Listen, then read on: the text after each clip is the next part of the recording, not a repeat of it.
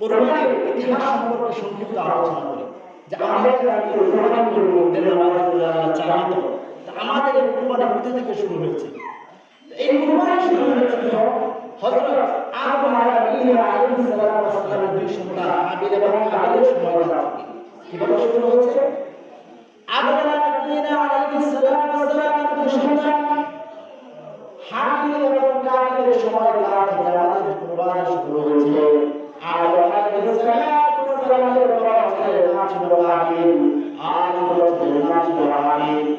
সেখানে সময় আদম আলাইহিস সালামের সময় পৃথিবীর মধ্যে যখন মানুষ ছিল না, হযরত মা হাওয়া আলাইহিস সালামের সন্তানকে যখন সন্তান গ্রহণ করত, তখন জুলাই সন্তান গ্রহণ করত। প্রথম তরফের ছেলের সঙ্গে দ্বিতীয় তরফের মেয়ে, দ্বিতীয় তরফের মেয়ের সঙ্গে প্রথম তরফের ছেলের বিবাহ হয়েছিল। যেহেতু পৃথিবীর মধ্যে তখন কোনো মানুষ ছিল না, সেই কারণে কাবিলের সঙ্গে মেয়ে জন্ম করেছে। মেয়েটা ছিল অপরণ সুন্দরী, রূপবতী, প্রকাণ্ডায়, কালের ছোটবেলা কাবিলের সঙ্গে মেয়ে জন্ম করেছে।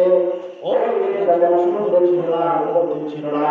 এবার আদম আলাইহিস সালামের নিয়ম করে, আদম আলাইহিস সালামের নিয়ম করে যখন তারা প্রাপ্তবয়স্ক হলো, তাদের সময় হলো, আদম আলাইহিস সালাম সন্তানদেরকে বলেছে, ও আমার সন্তান আদম, শুনো, তোমার সঙ্গে যে মেয়ের জন্ম হয়েছে সে তোমার সঙ্গে বিবাহ করা না, বরং তোমার সঙ্গে যে মেয়ের জন্ম হয়েছে এই মেয়ের বিবাহ হবে তোমার ছোটবেলা হাবিলের সঙ্গে যে মেয়ের জন্ম হয়েছে সেই মেয়ের সাথে, আর হাবিলের সঙ্গে যে মেয়ের জন্ম হয়েছে এই মেয়ের বিবাহ হবে তোমার সঙ্গে।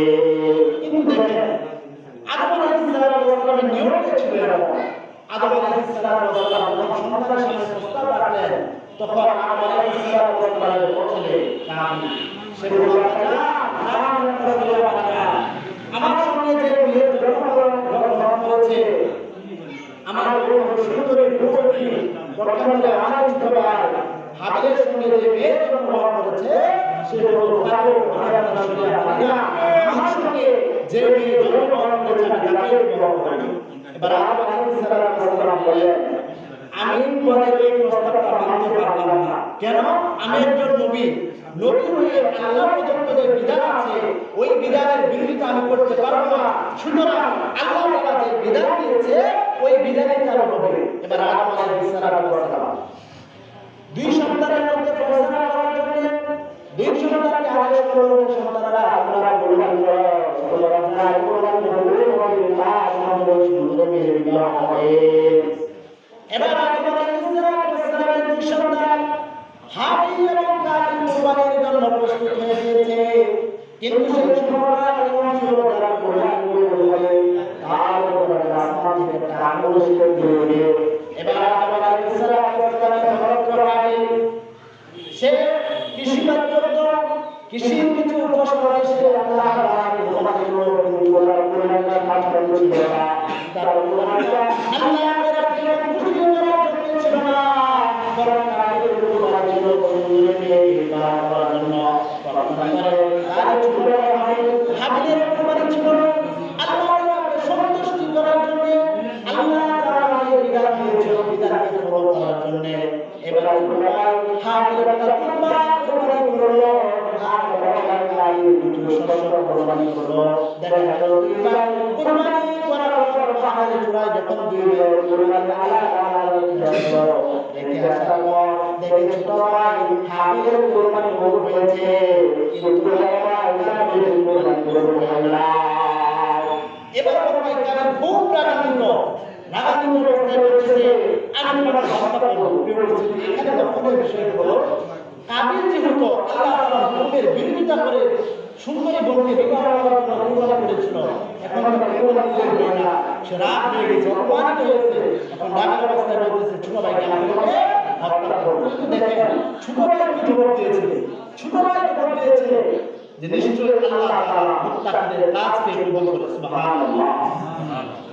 হাবিল বলতে যাচ্ছে, ওহে আমার কথা বলে কাবিল, তুমি যে কুরবানি করেছো এটা তোমার অনিচ্ছা সত্ত্বেও করেছো, জোরপূর্বক করেছো। তুমি যে কুরবানি করেছো এটা তোমার সাথে যে সুন্দরী বোনের জন্মগ্রহণ হয়েছে তাকে বিবাহ করো না, তাহলে তোমার কুরবানিটা কবুল হয় না। রান্না করে আমি কুরবানি করেছি আল্লাহ তাআলা রাজি এবং খুশির জন্য, এজন্য আল্লাহ তাআলা কুরবানি কবুল করেছেন। প্রিয় উপস্থিতি, তাহলে এই হাবিল এবং কাবিলের ঘটনা থেকে, ওয়াকিয়া থেকে আমরা কি মেসেজ পাই? আমরা মেসেজ এটা পাই যে আমাদের কুরবানিটা যদি আল্লাহ তাআলা রাজি এবং খুশির জন্য হয়, তাহলে এই হাবিলের কুরবানি যেমন কবুল হয়েছে, তাহলে আমাদের কুরবানিটা কবুল হবে যদি আমরা কুরবানি করি আল্লাহ তাআলা সন্তুষ্ট হন। আর যদি আমরা কুরবানি করি সমাজের মানুষকে দেখানোর জন্য, সমাজের ক্রেডিট নেওয়ার জন্য, তাহলে কাবিলের কুরবানি যেমন আমাদের কবুল হয় না, আমাদের কুরবানি যেমন কবুল হবে না। প্রিয় উপস্থিতি, এই ছিল পৃথিবীর মধ্যে সর্বপ্রথম কোথা থেকে কুরবানি শুরু হয়েছে। এবার আসেন, এই যে আমরা মুহাম্মদ সাল্লাল্লাহু আলাইহি ওয়াসাল্লামের উম্মত, আমরা যে কুরবানি করি, আমাদের কুরবানি কোথা থেকে শুরু হয়েছে? আমাদের কুরবানির ইতিহাস একটা দীর্ঘ ইতিহাস, আমাদের কুরবানির ইতিহাস একটা বড় ইতিহাস। আমাদের ইব্রাহিম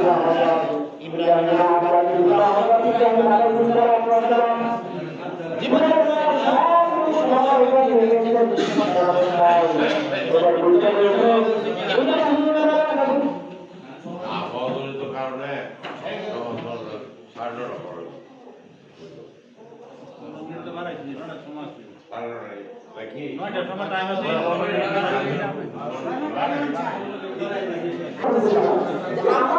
শুরু হয়েছে হযরত ইব্রাহিম আলাইহিস সালাম সম্পূর্ণ সময় সন্তান অবস্থায় কাটিয়েছেন।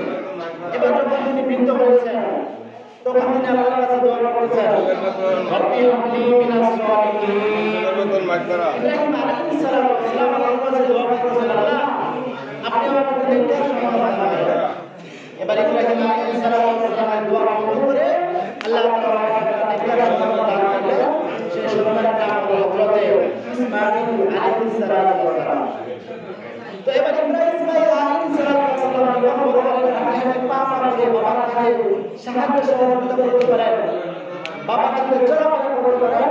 এবার আল্লাহ তার প্রিয় বান্দা ইব্রাহিম আলাইহিস সালামের পরীক্ষা নেওয়া হলো।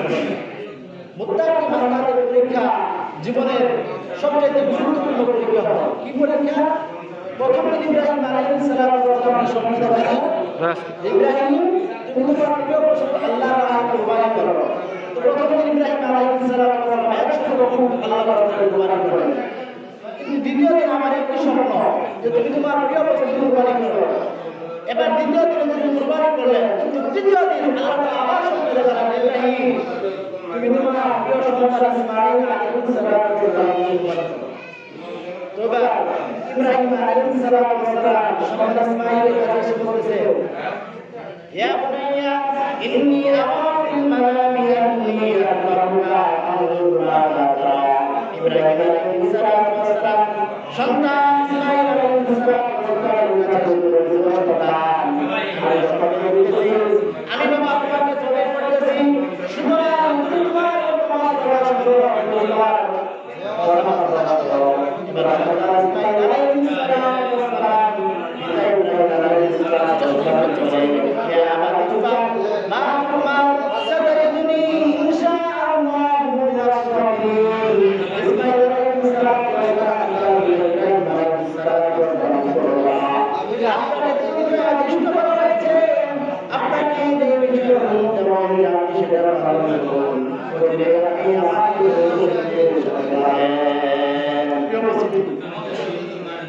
এবার ইব্রাহিম আলাইহিস সালাম ইসমাঈলকে নিয়ে মরুর প্রান্তে চলে গেছে কুরবানির উদ্দেশ্যে। যখন ইসমাঈলকে কুরবানি করবে, মাটির উপর শুয়ে দিয়েছেন, ইব্রাহিম বাবা সন্তানের গলার মধ্যে ছুরি চালাচ্ছেন, কিন্তু ছুরি ইসমাঈলের গলা কাটতেছে না। কেন কাটতেছে না? আল্লাহ তাআলা ইব্রাহিমের পরীক্ষা নিয়েছেন, সর্বোচ্চ পরীক্ষা। আর এই পরীক্ষার মধ্যে ইব্রাহিম আলাইহিস সালাম পাস করেছেন। ইব্রাহিমের অন্তরের তাকওয়াটা আল্লাহ পরীক্ষা করেছেন যে ইব্রাহিমকে বৃদ্ধ বয়সে একটা সন্তান দান করলাম, বৃদ্ধ বয়সের একমাত্র সম্ভব, বৃদ্ধ হয়ে গেছে, কোন সন্তান থেকে বৃদ্ধ অবস্থায় টানাটানি করবে, কোন সন্তান থেকে খাওয়াবে পড়াবে, এমন একটা সন্তান বৃদ্ধ বয়সে দিলাম। আর এই সন্তানকে আমি বললাম জবাই করতে, আর আমার বান্দা ইব্রাহিম সেই সন্তানকে জবাই করে দিল।